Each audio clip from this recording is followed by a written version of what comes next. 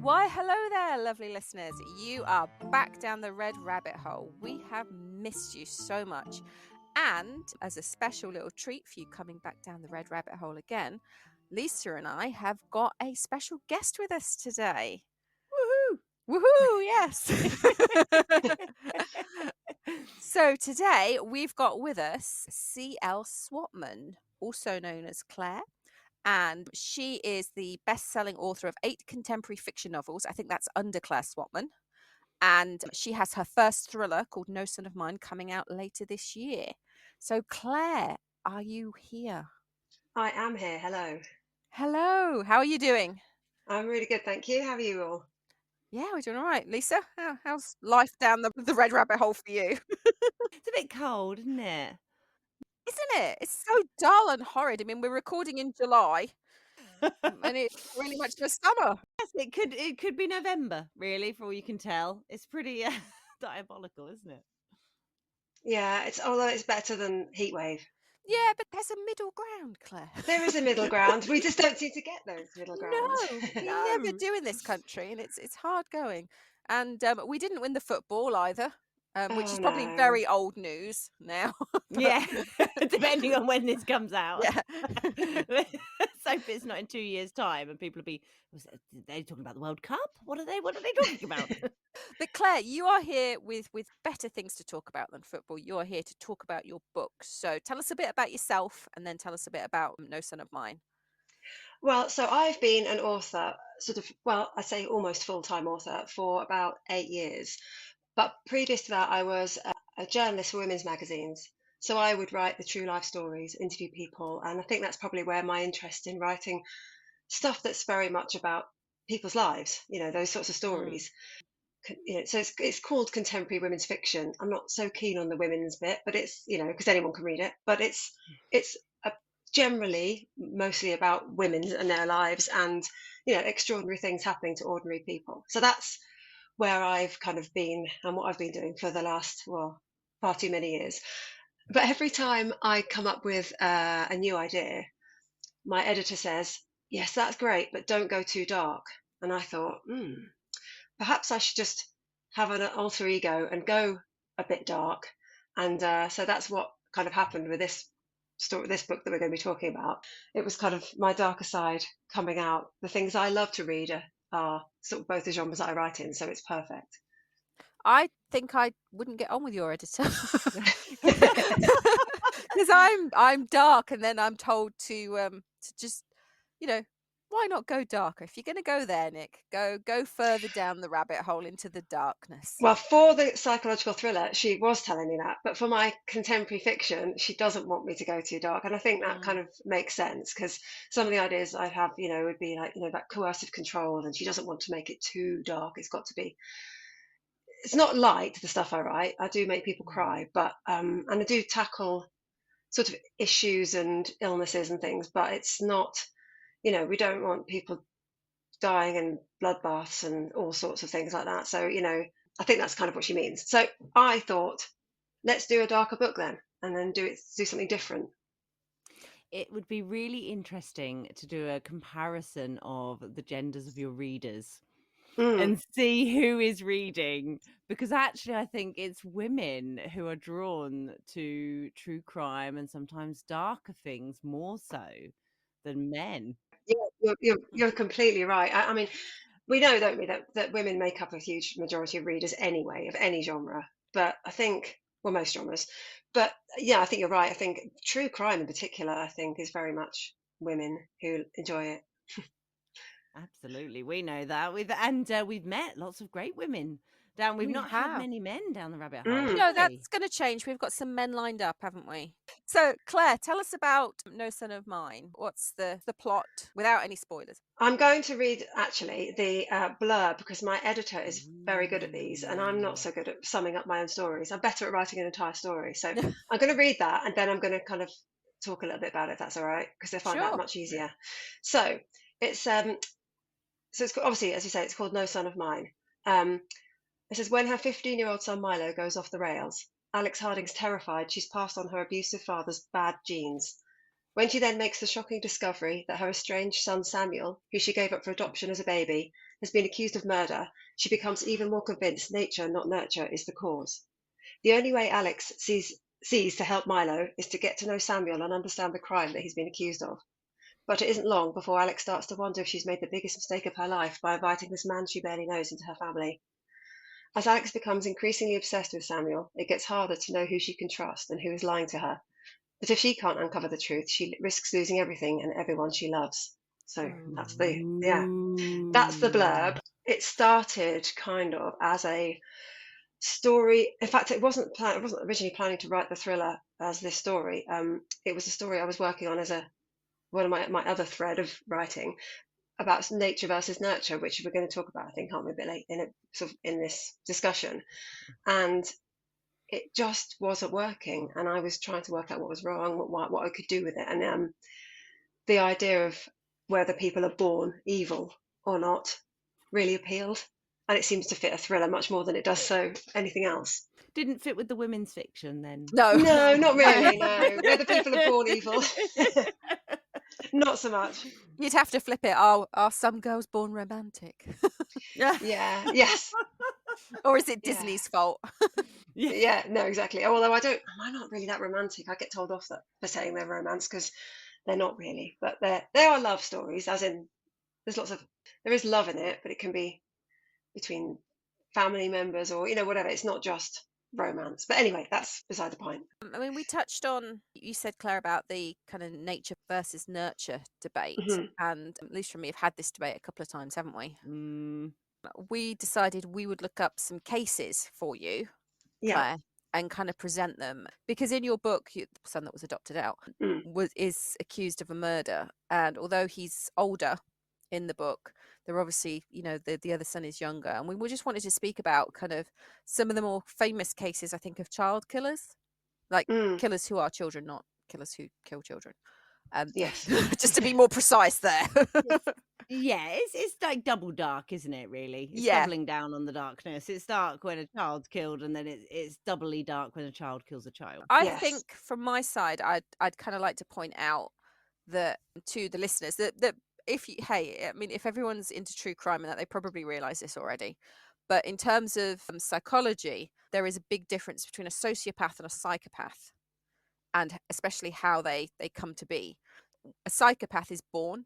They can't help being the way they are. Their amygdalas in their brain are smaller than they should be. They can't feel empathy in their world. They don't even know this. They figure it out in their youth that they're perhaps not the same as everybody else, and they can still go on to be productive members of society if they're not triggered in any way. If they have a violent upbringing, then obviously that can trigger them into a violent psychopathic tendency. So you can have a psychopath who is non-violent and a psychopath who is violent. On the flip side, you have sociopaths, and sociopaths are always made. So this is your nurture versus nature debate. And a sociopath comes from a violent or a bad upbringing, which creates their kind of, I suppose, antisocial personality. And that's when they go on to be violent themselves. So that, I think, is worth sort of mentioning, as in the two main kind of, I suppose, personality disorders, the types that people are aware of in the media, but also how they are split up and how they become. There's also things about the kind of genetic predispositions you might have based on kind of ancestral experiences as well. So there are things kind of written into our genes based on the experiences of our ancestors, which could then influence again in kind of different directions depending on what those experiences might have been. Oh, that's interesting. Mm. Yeah, I know that when we spoke about it, Lisa, we talked about Monkey Island, the Monkey Island experiment, which I Yes, think is which sounds awful, I know, it but does. and I don't think that's what it's actually called if you were to Google it, but this is how it's stuck in my mind. But what these kind of intrepid psychologists managed to do is they had an island that had coconut trees on that they put these monkeys on, and they taught the monkeys how to get the coconuts. And then the monkeys had babies, and then the babies were old enough, they took them away and put them on a different island with a coconut tree, and those babies could do the coconuts without being taught. So effectively, it was in the genes of the monkey. They weren't shown how to do it. They weren't they didn't see their parents doing it or anything like that. They just knew instinctively how to do it. So it was clearly in the genes of how to get this food. It's kind of, I think it's about survival, isn't it? Those things that are related to survival that keep the species going, other things that will be kind of written into us. But you'd expect it to be kind of over sort of several generations that this becomes learned behavior, I guess, wouldn't you? But the fact that it's Mm. only one is really interesting. I mean, I guess if you want to go kind of deeper and a little bit into a weird warren of the supernatural, you could actually put a lot of past life stuff on that, couldn't you? To say that our past lives, things that we've lived before, perhaps in our genes, and therefore we can access it, or the ancestors that we've had, and that's what's being projected as past lives. Mm. There's so much. It's just absolutely fascinating. So we could do way more than 2 episodes on this kind of subject, but we are going to try and condense it down, aren't we? Yeah. And I think I always fall somewhat on the nurture side because we know that it has such a big influence. You can be predisposed to something on the nature side, but nurture has a lot to do with how that's going to play out Yeah. and in what direction those kind of energy, interest, kind of predisposition is going to be directed. I would completely agree with that because I think that if a psychopath is born, as long as they're nurtured well, then they can become the kind of people that just okay, they don't have a lot of empathy, but they want to learn, they want to be part of society, and they can become people like firefighters that are just strong and brave and will do things that other people won't do, and they can become politicians, or they could become bankers, or people that like taking No, risks. no, no, no. The cabinet's made up entirely of psychopaths, I think, to Probably, be yeah. honest. Yeah. But they're not violent, they're not killing people. I mean, arguably they could be ruining lives, but they're not Yeah. killing anyone. Whereas if there is not a bad upbringing, that's probably the wrong way of saying, but a violent kind of upbringing, then that is going to either trigger a sociopath or trigger a psychopath. It doesn't really matter which.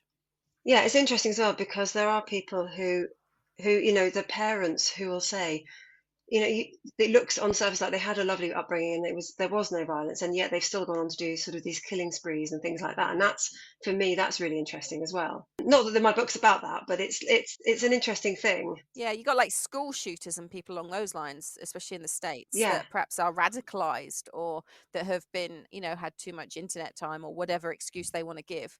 That then, Mm. the upbringing doesn't make a lot of difference in terms of how Just they outside react. influences. Yeah, Well, there's sometimes about what we consider to be a bad upbringing, I suppose, because there is something that I've encountered in my work. Some families where, on the surface, they've got finances, they've got a roof over their head, those children are fed, those children are clothed, but actually there isn't a lot of emotional interaction. Yeah, I think neglect is a big part of it as well, not just seeing violence, but I think if someone feels neglected, often they're doing something to kind of get their parents or whoever's attention, aren't they? That's what they say anyway. And I do kind of address that a little bit in this because, well, I don't talk about too much, but the older son was adopted and was brought up by other people, and then her son now, who's only 15, she's sort of seeing tendencies in him to be aggressive, to be violent, and her father was like that. So she's thinking it's this bad gene, and is it just that's causing it, or is there something she can do to stop this? If she kind of, is there anything she can do to kind of break that cycle? and it's also worth mentioning as well that not everyone who's had a traumatic upbringing will turn to violence either. Yeah, yeah. Mm, of course, yeah. Evidence for everything, isn't there? So it's really hard to kind of nail things down. And I suppose what we hear about are the extremes as well, don't Yes. we? So then that creates a really a picture without any of the nuances in it.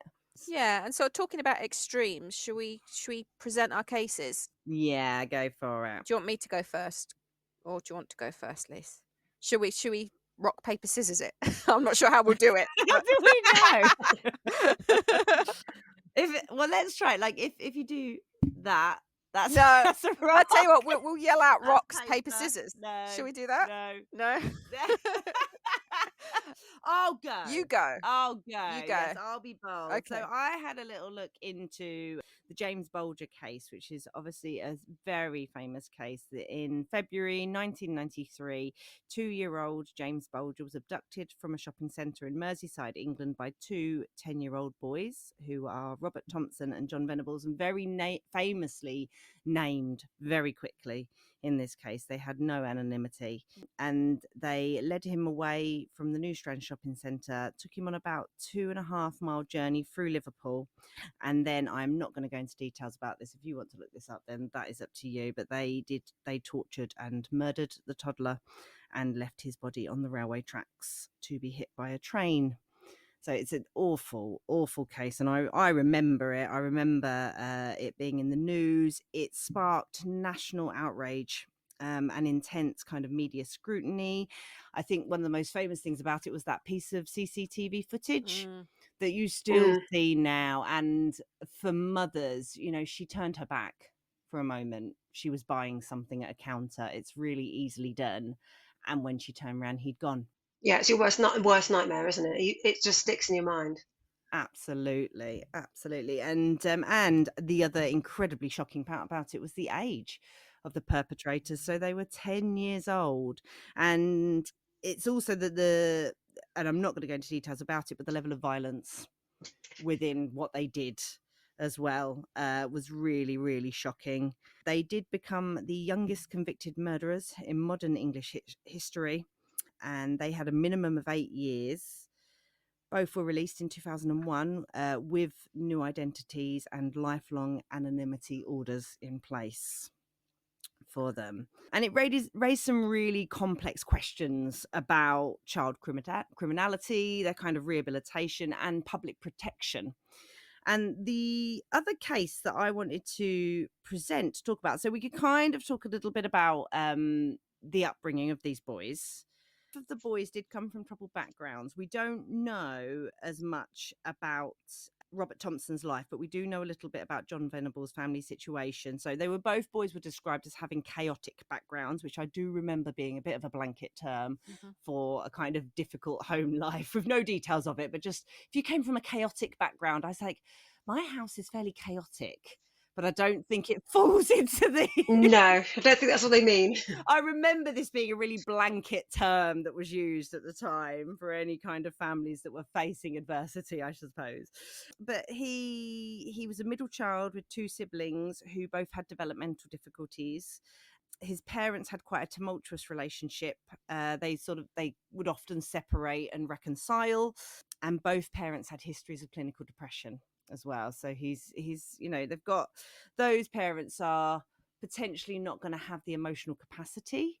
And they're also then on top of that supporting two very vulnerable children as well. So it's a really difficult environment. And it says that John showed attention seeking and disruptive behavior in school, exhibited some self-destructive tendencies, and teachers described him as often hyperactive and quite easily distracted. But some teachers did think he was quite a sweet child, despite some of the difficulties. And there was some suggestions that he experienced neglect. And I personally, I think that, again, those parents with their own difficulties, their difficulties with one another, their interrelationship kind of difficulties, and then on top of that, two children with additional needs and a child who's potentially getting trouble in school. That's a lot. That's a lot. I think his dad also had trouble holding down a job. I think he was quite. I don't know if he had trouble holding down a job. Actually, I'll take that back. But he was quite frequently unemployed. So there's a whole lot going on there for that family to hold. So he definitely. That is the blanket term of chaotic home life. Yes. That is pretty chaotic, isn't it? I mean, that does cover a lot. It's about whether is it the upbringing, as in the fact that he didn't get much attention or that sort of thing, and was kind of attention seeking, or is it that, you mentioned that they had depression and they might have had other things going on as well that could be genetic. So you just, again, it's the whole, nobody will ever know. Yeah, and that you bring up a really good point about that kind of generational difficulties, things that go through generations of families.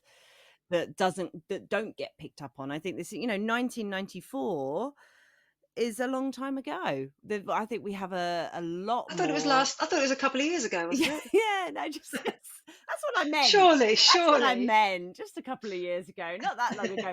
But I mean, in terms of child protection, in Yeah. terms of support for families, though, I think we've hit a peak and gone a little bit downhill in the recent years. A lot, I think this child would have been noticed a little bit sooner than perhaps, or we would hope that, those teachers, that disruptive behavior would have perhaps some support been put in place. But then again, that might be me wishful thinking a little bit there. I think the thing about parents experiencing depression, and what I always think about when we see children who have particularly disruptive or difficult behaviors or are challenging, and I'm not saying he's just challenging child, obviously, for what he went on and did, but I always think about the baby. I always think about that child as a baby, because that first bit of life, those first 2 years, are absolutely vital in shaping who that person will become, who that baby will become. And I think, and if mum was unwell and unable to take care or respond, like, caring for a small baby is really hard. Mm, Really hard. Yeah, it is. Yeah. For anyone. I think I always thought, when I had my children, I thought, oh, what a leveler. Kind of doesn't matter what you've done in your life or what you've got going for you. And when you hold that tiny baby, nothing has prepared you yeah. for it. And in terms of sort of early kind of development, it reminds me of I read an article about a lady who was adopting from a foreign orphanage. And she said she walked in and she kind of expected it to be really busy and lots of children yelling and stuff like that. And she said it was the most deafening silence she'd ever heard. And it was because all the children at the orphanage, and bearing in mind these were from 6 months to 3 years old, had learned that if they cry, nothing happens, nobody comes. So they just didn't cry anymore. Mm, Yeah. that's so sad. Is that the Romanian orphanage? The kind of scandal, yeah, Yeah, about it was like the yeah. 145,000 children that they'd discovered. But of course, never to leave it un sort of scientifically tested. Psychologists did have a look to see the way the kind of brain development of a child in an orphanage compared to a child that had been fostered compared to a inverted commas normal child in a normal family.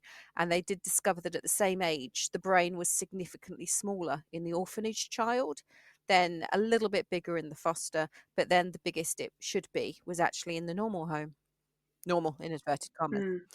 It's been a little bit debunked, that bit of research. Just there's part of me now going, oh, I'm twitching. I've got to say, because I know that piece of research, and I've seen there's scans of the brain, isn't there?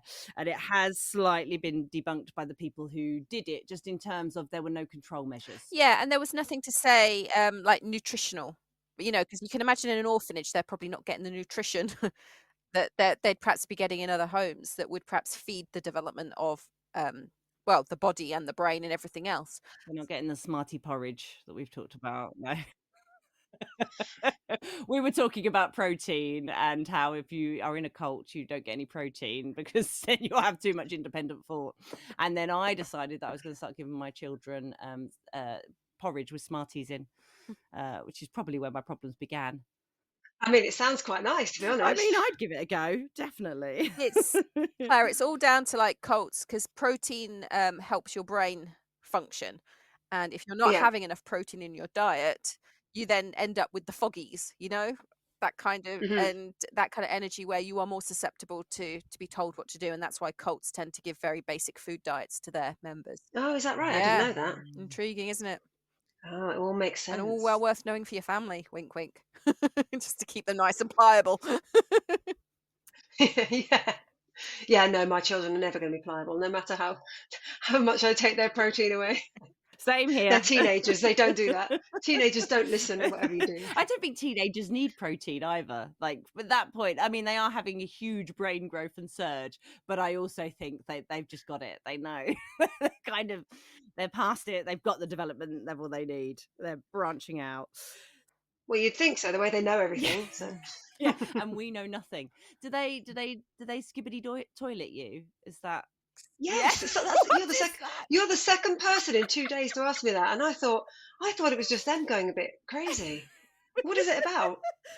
But It's I don't know a what YouTube it is. video, I think, but I am old. Ah, I am not in tune with it, but I think it's a YouTube video of some guy's head going down the toilet or something, and he's singing something about skibbity toilet how and funny that you're bra. the second person to ask me that. It's quite popular, funnily enough, isn't Yes, it? it is. Yeah, it must be, yeah. And also the bro across the Yeah, I don't get that actually. They don't do that. Maybe they know how I would react. Yeah. Lots of parents being called bro. So, Uh, yeah. Claire, you mentioned about you'd looked into the Bulger case as well. What was your kind of thoughts on it? Well, I'm saying I looked into it. Obviously, I remember it at the time as well, and I was kind of quite young, well, youngish then, and being even then, as a teenager, I was sort of really shocked by it. But you know, I mean, I'd have to admit, I didn't know a lot of the details about the perpetrators' backgrounds, although it was only one of them, wasn't it, that we've got much detail on. But it just makes you think. It makes me think of, because I really, really loved the book. We need to talk about Kevin, and in obviously in that, he goes on this huge rampage around the high school. There's a shooter, and it's from his mum. So I often in these cases, in all these times these things happen, that I think about the parents, and so how do they feel about what their child has done, and also Mm. do they blame themselves? Do they think, well, if we hadn't done that, or if we had done that, things might have turned out really differently? Because I mean, obviously we're not going into details of what they did, but we've all read some of it. I mean, I don't think I've read all of it. I don't think I could. But the way what's happened to the brains of these boys, for them, first of all, at the age of 10, to know about these things, about being so violent and doing these awful things to somebody else. What have they seen? What have they heard? What have they experienced? Anything like that themselves? You just It would be fascinating to know, but I don't suppose you ever will. Yeah, it's hard, isn't it? And in We Need to Talk About Kevin, if I remember rightly, the mum, it is from her point of view, isn't it? Yeah, she's sort of writing to him. Yeah, and she talks about like from when he was a baby and he used to cry, but he only Mm, used to cry when she was looking after him. Everyone else he was silent for, so it made her feel like she was almost going mad. mm. So it was like even from a baby he was slightly evil. Yes, and exactly. And I think for me that's interesting. It is the evil. It was he born an evil child, and then she didn't know how to cope with him, so it got worse, or was it something else that made him that way that she's not seeing? I kind of think all babies do that though. Yes, I agree. Yes. He was crying literally all the time when he was with her, like not giving her a minute's peace. And then when the dad would come in, he'd shut up. It was that Okay. kind of almost, but again, if it's from her point of view, then it Mm. could be exaggerated because, Well, it's we the would see nothing. unreliable narrator thing, isn't it? Is she just sort of saying this is what happened, and actually, she just didn't cope with it very well and didn't give him a good upbringing as a How result. she perceives it is really important to note, isn't it? Because whether, yeah, if she sees it as he is targeting her, if she can sort of see it from that perspective, then that's going to change then how she responds to him. And that's all that really important interrelational stuff, which is building the brain. I have a very Mm. interesting case that I'd like to share as well, which is often compared to the James Bulger case. But you're gonna have to leave it until the next episode. I am.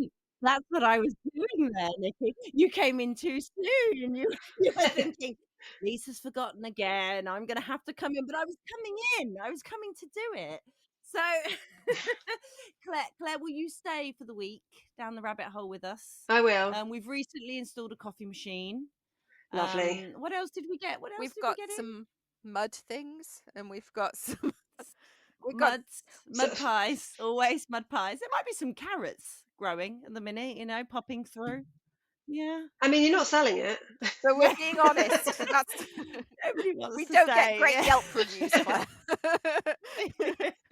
Not really. The Airbnb side business of the rabbit hole's not going well, but we are going to keep you for a week so that we can carry on the very interesting discussions that we're having about nature and nurture and how it plays into your first thriller novel, which I'm very excited about. So thank you for joining us, listeners. Please follow The Red Rabbit. You can follow us on TikTok, Facebook, and Instagram at The Red Rabbit Podcast. You can also find us on Patreon, where you can listen to this next episode straight away. Right now, you could go straight from this one to that one, but you will need to become a Patreon. If you do, we'd be very appreciative. If you don't want to become a Patreon, but you do like us and want to subscribe to us, please also do that. You sounded very desperate. Yeah, it was getting there, wasn't it? It was definitely definitely going that I way. think you got away with I'll it. try and be more casual. Subscribe if you want. So if you want, if you like, yeah, But if it you does. feel It, like it it, actually don't means worry. everything to us. It's only a button click. Yes, it means Yeah. everything to us. And subscription on the platform that you're listening to is free. So just it doesn't cost you anything to press that button. And especially it doesn't cost you anything just to leave us a little review, just to let us know how we're doing. Oh, you did that much How better did than I? me. Oh, This is why, this is why you should have done the outro. live But and there learn. you go. But Claire, just before we go, No Son of Mine is, when is it out? It's out on the 28th of September. 28th of September, and it's available in paperback in all good bookshops. It's available in all formats: audiobook, paperback, hardback, ebook, all at the same time. Fabulous. Listeners, do look out for Claire's book and wait for a week with bated breath to see what case Lisa's going to talk about. Ooh, and if she's actually gonna, talk without complete desperation in her voice for once. Thanks for listening. Thanks for listening, guys. Bye Bye. bye.